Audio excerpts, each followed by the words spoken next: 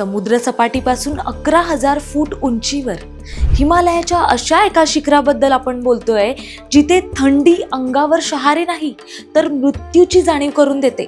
पण याच बर्फाळ वाळवंटात उभं आहे विश्वाचं सर्वात जागृत स्थान केदारनाथ. मित्रांनो, 2013च्या त्या प्रलयाने होत्याचं नव्हतं केलं, पण हे मंदिर हल्लं सुद्धा नाही.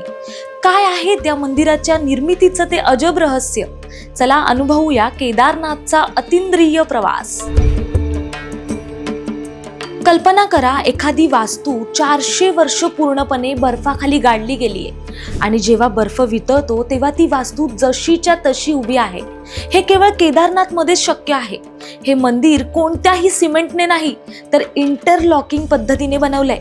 2013 मध्ये जेव्हा डोंगरच्या डोंगर वाहून जात होते तेव्हा साक्षात महादेवानं एक महाकाय भीमशिळा पाठवून त्या मंदिराचं रक्षण केलं. आणि इथलं शिवलिंग ते इतर ठिकाणांसारखं गोलाकार नाही तर ते त्रिकोणी आहे. पांडवांपासून लपवण्यासाठी महादेवानी जेव्हा बैलाचं रूप घेतलं तेव्हा त्यांची जी पाठ इथे राहिली तेच आजचं केदारनाथ.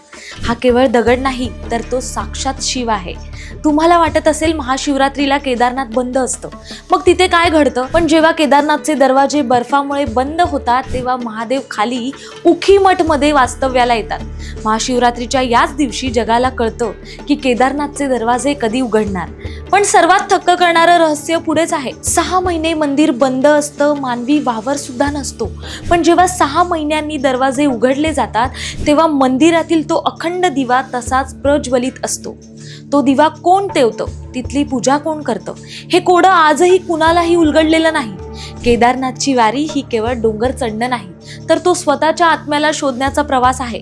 हर हर महादेवच्या जयघोषात जेव्हा तुम्ही त्या पवित्र भूमीला स्पर्श करता तेव्हा जगातील सर्व दुःख, सर्व संकट गळून पडतात. कारण तिथे फक्त तुम्ही असता आणि तुमचा महादेव. काय मग, तुम्ही कधी बाबा केदारच्या दरबारात जाण्याचं स्वप्न पाहिलंय का? किंवा तिथला अनुभव घेतलाय का? कमेंट्समध्ये नक्की सांगा. आणि जर तुम्हाला ही माहिती आवडली असेल तर कमेंट्समध्ये जय केदार असं लिहायला विसरू नका.